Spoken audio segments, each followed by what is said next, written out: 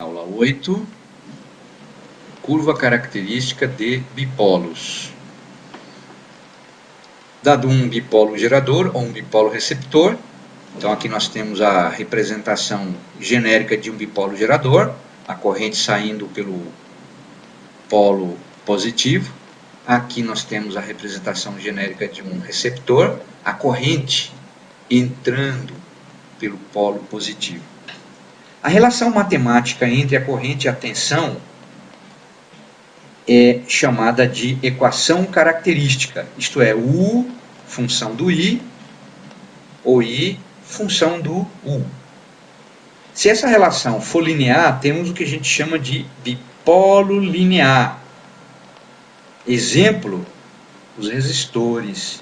No caso dos resistores, a equação característica é exatamente a equação dada pela primeira lei de Ohm, R, U é igual a R multiplicado por I, que é uma equação do tipo Y igual a 10 vezes X, cuja representação gráfica é uma reta. Já os bipolos não lineares, a relação matemática entre corrente e tensão não é linear. Por exemplo, é logarítmica. É o caso, por exemplo, do componente chamado diodo, que você vai estudar em outro curso. Consideremos, por exemplo, um resistor de resistência igual a 100 ohms e um resistor de resistência igual a 200 ohms. A equação característica de cada um deles é, no primeiro caso, U é igual a 100 multiplicado por I, no caso de U, função do I, ou I igual a U dividido por 100, I em função do U. Mesma coisa para o resistor de 200 ohms, U é igual a 200 vezes I, ou I igual a U dividido por 200. Temos aqui uma tabela onde nós vamos dar valores para U e determinar qual é o valor da corrente, tanto para R igual a 100 como 200 ohms. É claro que se U for 0, 0 dividido por 100 ou 0 dividido por 200 dá 0 também. É um ponto que passa pela origem. Se U for igual a 2 volts, então, no primeiro caso, a corrente vai ser igual a 2 dividido por 100 ohms, 2 volts dividido por 100 ohms. Só que nós vamos colocar 100 ohms representado em quilo-ohms, isto é, 0,1 quilo-ohms. Volts dividido por quilo é mili. Então, é só fazer essa conta, 2 dividido por 0,1, que é 20 miliamperes. Então, para U igual a 2 volts, a corrente no resistor de 100 ohms vale 20 miliamperes.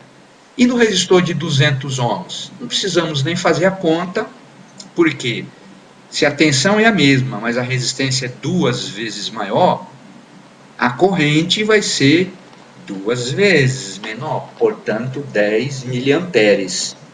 E assim sucessivamente, para 4 volts, 40 miliamperes, 20 miliamperes, 6 volts, 60 miliamperes, 30 miliamperes, 8 volts, 80 miliamperes, 40 miliamperes e para 10 volts, 100 miliamperes, 50 miliamperes.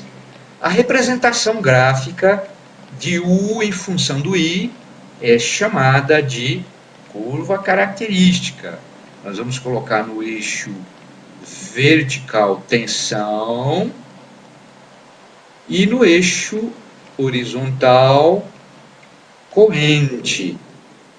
Neste caso, a corrente especificada em miliamperes. Também poderíamos, obviamente, ter colocado I na vertical e U na horizontal.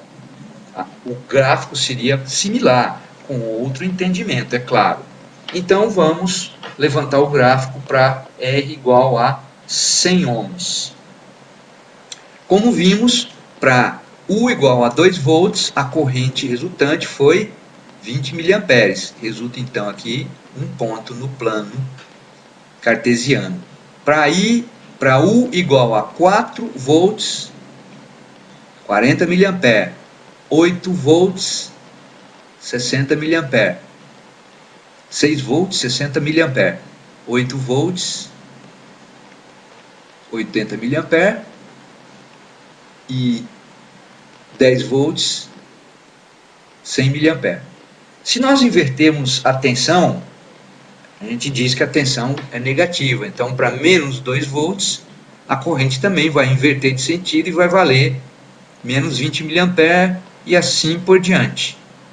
Então, unindo esses pontos, nós vamos ter um gráfico que vai ser uma reta, que vai ser a curva característica do resistor de 100 ohms.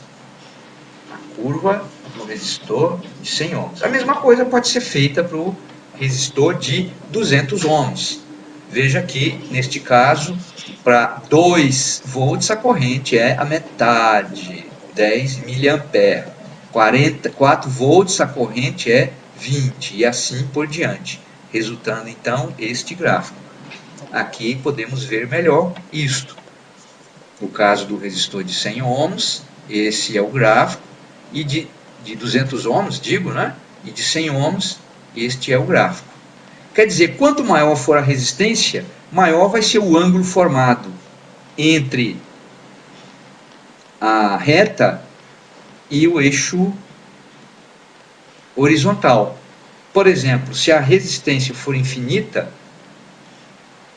o gráfico é uma reta que coincide com o eixo vertical.